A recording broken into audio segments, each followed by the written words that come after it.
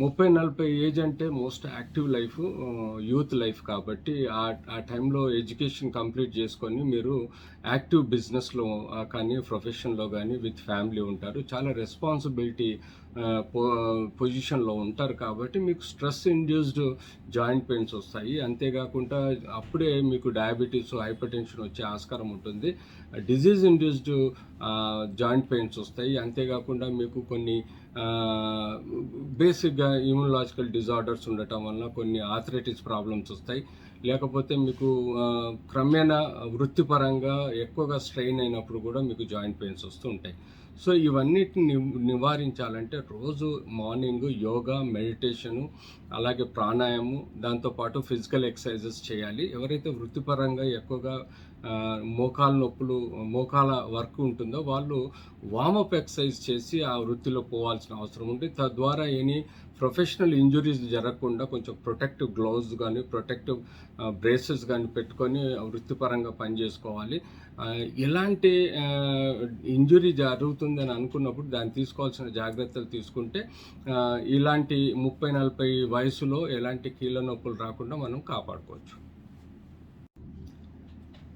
Joint పెయిన్కి operation తప్పదా, వేరే మార్గం లేదన్నది అబ్సల్యూట్లీ రాంగ్ అండి. జాయింట్ పెయిన్స్ అన్నది ఒక స్టేజెస్ ఉంటాయి. స్టేజ్ ఆఫ్ ఆర్థరైటిస్ అంటాం. దానికి 1, 2, 3, 4 స్టేజెస్ ఉంటాయి. 1, 2 స్టేజెస్లలో కన్జర్వేటివ్ మేనేజ్మెంటు, మెడిసిన్స్, ఫిజియోథెరపీ ఇవ్వడం జరుగుతుందండి. స్టేజ్ 3లో కొన్ని ఇంటర్వెన్షనల్ ప్రొసీజర్స్ ఉంటాయి. అంటే జాయింట్ లోపలికి ఇంజెక్షన్స్ ఇవ్వడము, ఫిజియోథెరపీ పెంచడము, అంతేకాకుండా సపోర్టివ్ ట్రీట్మెంట్ ఇవ్వడం జరుగుతుంది. స్టేజ్ 4లో టోటల్గా జాయింట్ చెడిపోతుంది కాబట్టి తప్పనిసరిలో సర్జరీ అవసరం ఉంటుంది. సో ఇలా ప్రతి జాయింట్ పెయిన్కి సర్జరీ అవసరం లేదు. కొన్ని స్పెసిఫిక్ ఇండికేషన్స్ వల్లనే మనం అవసరం ఉంటే జాయింట్ పెయిన్కి సర్జరీ అవసరం ఉంటుంది. యూజువల్గా ఈ మధ్యకాలంలో మోకాల నొప్పికి స్టేజ్ 4లో కంపల్సరీగా జాయింట్ రీప్లేస్మెంట్ సర్జరీ అంటూ చేస్తున్నాం.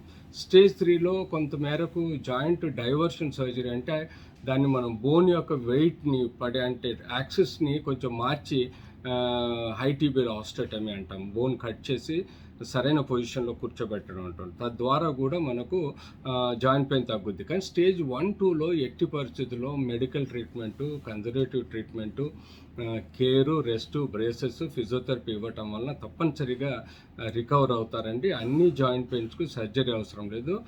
100లో ఒక 20% వాళ్ళకి ఆపరేషన్ అవసరం ఉంటుంది. 80% మందులతోటి, ఫిజియోథెరపీ తోటి, బ్రేసెస్ తోటి ఈజీగా తగ్గించే ఆస్కారం కూడా ఉంటుంది.